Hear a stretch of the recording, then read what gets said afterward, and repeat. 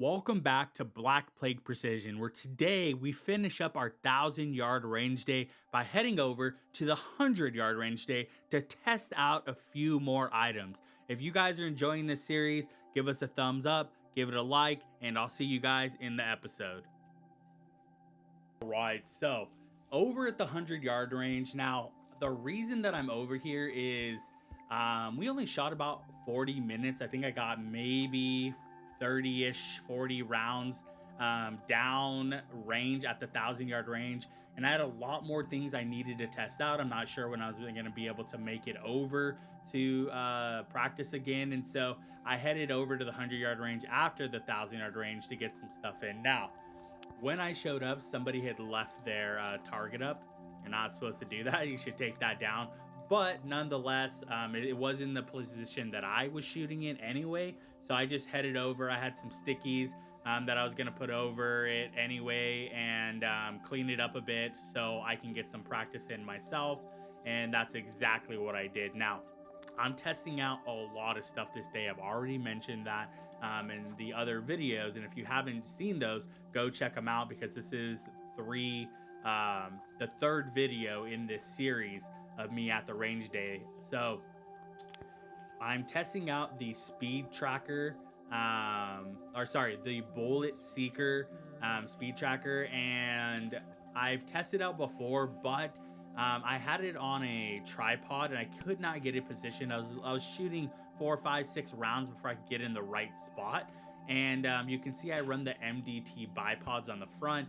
So what I ended up doing is moving the bipods back a bit, putting a Picatinny on the bottom because that system comes with the Picatinny, unfortunately. And so I added a Picatinny onto the bottom, and now I was shooting from that position and it's picking up perfectly. So it all worked out on that front, but I needed to test it out, as well as I reloaded about 200 rounds that were at 147 grain ELR match from Hornady. I rebought all those components and I was trying to replicate that load. And so this is me testing this all out. Now, the last thing I am really testing while I'm here is a grip. This grip is a game changer. I mean, it really makes a big difference. When you're out here shooting, you're out here competing, there's a lot of things you're trying to remember fundamentally to have good positioning, to remember your breathing, to remember like your fingers in the right position and all this stuff. With this piece of kit, I no longer need to do that, and this is what I was testing out this day. It's a good piece of kit. I'm actually going to do a final review on it, so if you haven't checked out those videos, go check out those videos. The last grip you'll ever need, but it's pretty good. So I'm working on, is my finger coming in the right place? Is it fixing my positioning? And the way that my thumb was sitting on my MDT ACC was up like this. There's a small little shelf, which I'm not a huge fan of, and I don't like how it drops my wrist. And when I put my thumb down, it picks my wrist up a little bit, and I feel like it puts my hand more in line where I need to be when I'm pulling the trigger. And that's one of the reasons I really like this grip. I think it could be a bit more robust, maybe, but it sits exactly where I want. I feel like I'm pulling in the right position, and that's good. And I'm checking the speeds on everything while we're out here, while we're shooting, and just seeing where things are going to land. I'm going to talk about where I land at the end of the video, but I am running my Collis 5 to 25i. It is the upgraded version. I run first focal plane mill, and you can see me testing my finger out, testing my hand placement out there, and then on the back I run the adjustable bag rider. Now, as I was out here messing around, I ended up running into a couple guys. One that actually has a YouTube channel, Redneck Rimfire, super good. I ended up talking to one of the guys, and he let me look at his rig. Now, they were running Elites, MDT Elites, ACC Elites, I should say, and they were running Premiers, which is what I run. And so he actually came over. He was asking me about my rifle. He took me over to his, and they have a thumb rest that adhesively goes on. And I actually thought this was a pretty smart thing. He said the adhesive doesn't come off, it's strong, but I still don't like my thumb sitting up. That's just a preference for me. I think it messes up my hand positioning. So But super cool guys. I actually talked to him about his daughter, who's a teen competitor through the rodeo circuit, and she's apparently killing it. So I put out a video not too long ago, and I was talking about how I believe teens could be some of the top shooters in the country because of time, athleticism, mobility, all of that sort of stuff. So that was pretty cool, running into them, talking to him. I probably ended up talking to him about 40 minutes the entire time I was there. They are a PRS group, and they shoot with the Steel Match group, the PRS group that competes out there, who I used to go out with. I haven't been out there in a while, but I do want to go out there and film some stuff. And currently I shoot with the Bench Rest and F-Class group club that's out there. So getting a feel for everything that's going on with my rifle. Now, when I first came in the morning, it was about 40 degrees. And then in the about a couple hours later, it was about 50. And so there was a small shift. I could sort of feel that in the 10 degrees up. I am running this bobsled, and I sort of talked about that not too long ago. So now I can single feed. I don't have a magazine that I need in there.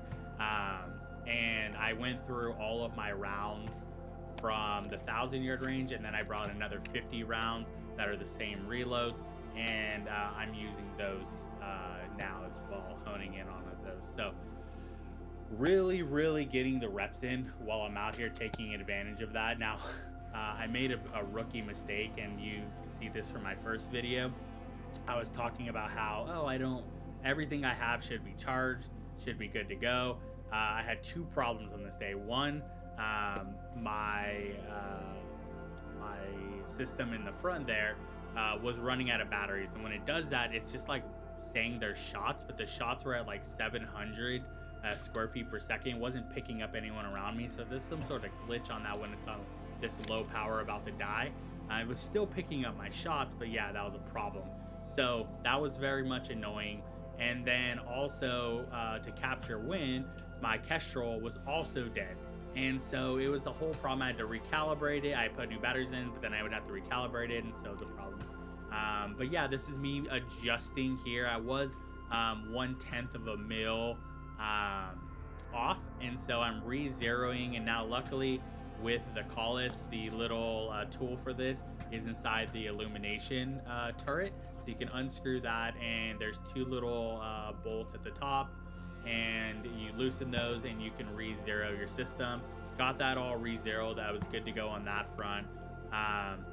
So I was feeling good. The speed was checking out. I got re-zeroed, and the grip was really nice. And so everything from this extra about hour and a half, 2 hours that I was out there was well worth the time, well worth the investment.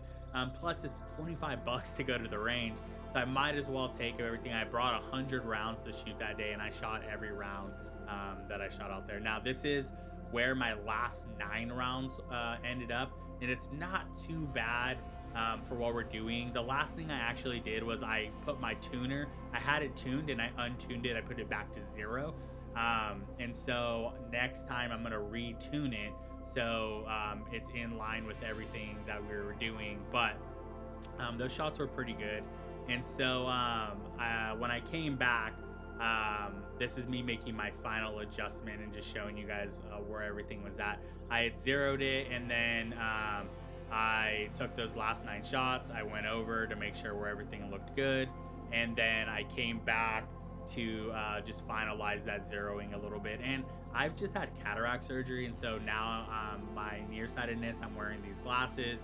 It's still adjusting, but I was sort of going back and forth with trying to find it. Luckily, that was the last thing I was testing with my eyes. Luckily, without my glasses, I can see down the scope very well.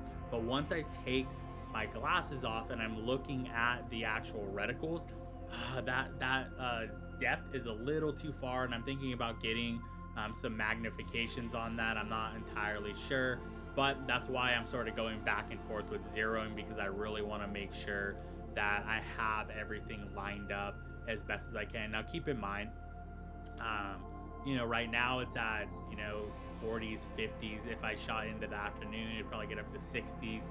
But in, 4 months, it's going to get up to 100 degrees out here, 80 degrees. And so I'm going to have to re-zero this again when it picks up, another 40 degrees, 50 degrees out here. Sometimes when I'm out there shooting, it's 100 degrees plus, especially if it goes into the afternoon. So quite the handful. But everything was really good. I'm just buttoning this guy up because I'm done shooting for the day, and I'm going to start packing everything up. And I'm actually going to show you guys those last 9 shots again, but what they look like on target. It's always sort of a little hard to see what did this stuff look like, right?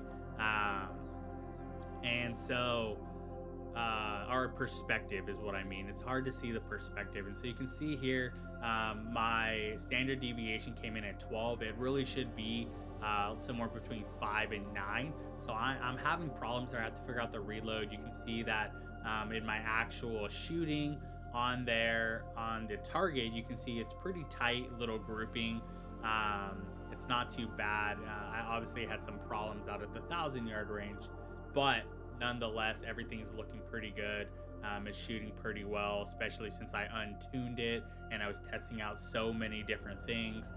The next time I go to the range, it's going to be a lot better. And so yeah, got to work on those reloads, and everything else is pretty good. And I wanted to show you guys perspective wise. That's a little memory card for a camera, and that's the size. I shot under the size of that memory card. So good little day at the range, and good 100-yard, good 1,000-yard, and good packing. So appreciate you guys watching. Thank you guys for tuning in on my 1,000-yard range day. If you guys want to support long-range precision shooting, if you guys want to support the shooting industry, please like and share my content. I am on all the social media platforms. That's Black Plague Precision. Thank you guys, and I'll see you on the next one.